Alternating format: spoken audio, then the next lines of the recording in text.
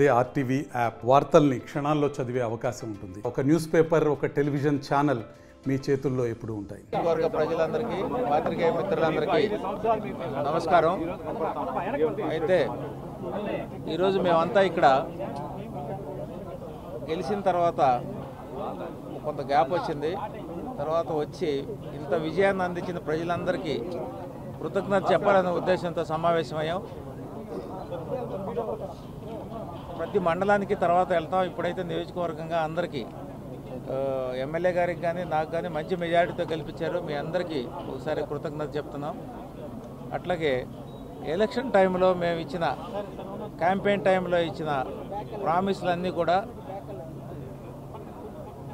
Work sheet start చేశాం. ఏదైతే ఒక ఉద్యోగ కల్పన మీద, తర్వాత మ్యాంగో రైతుల సమస్యల మీద మేమంతా ప్రామిస్ చేస్తున్నాం. దానికి గాను ఫస్టే మేము అక్కడ సెషన్స్ తర్వాత మ్యాంగో బోర్డు గురించి ఎంఎస్ఎంఈ మినిస్టర్ని కలవడం జరిగింది. అట్లాగే డిఫెన్స్ మినిస్టర్ గారిని కలవడం జరిగింది. వాళ్ళకి మనకి చిత్తూరుకి 7 నియోజకవర్గాల్లో ఏ అవసరాలు ఉన్నాయో అన్నీ కూడా చెప్పడం జరిగింది. అయితే వాళ్ళు చెప్పింది ఏంటంటే మన డిస్ట్రిక్ట్ కలెక్టరు మనకి బేసిక్ యూనిట్ ఇక్కడ ఏ డెవలప్మెంట్కైనా.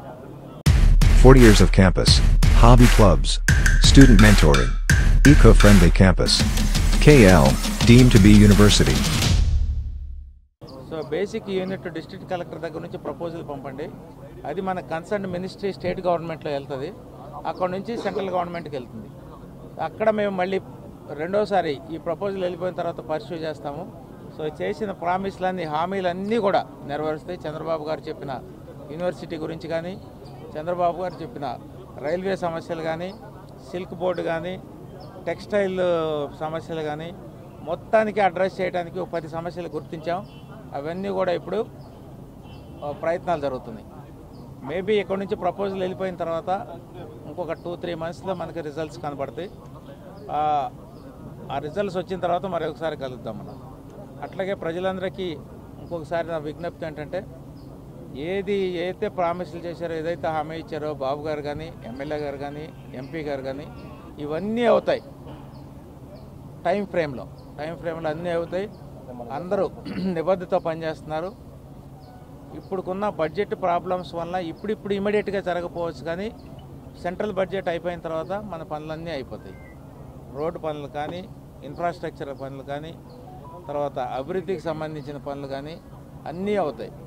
కాబట్టి మీ అందరికి మరొకసారి కృతజ్ఞతలు. ఒక్కొక్క మనిషిని కలవలేకపోయాం. ప్రతి విలేజ్ నుంచి బాగా సపోర్ట్ చేశారు, ప్రతి మండలం నుంచి చేశారు, ప్రతి పార్టీల నుంచి చేశారు. వీళ్ళందరికీ మరొకసారి కృతజ్ఞత చెప్తా ఉన్నాను. Thank you very much. మరిన్ని వీడియోస్ కోసం ఛానల్ ని సబ్స్క్రైబ్ చేయండి. లేటెస్ట్ అప్డేట్స్ కోసం వాట్సాప్ ఛానల్ ని ఫాలో చేయండి. అండ్ లింక్ డిస్క్రిప్షన్ లో ఉంది.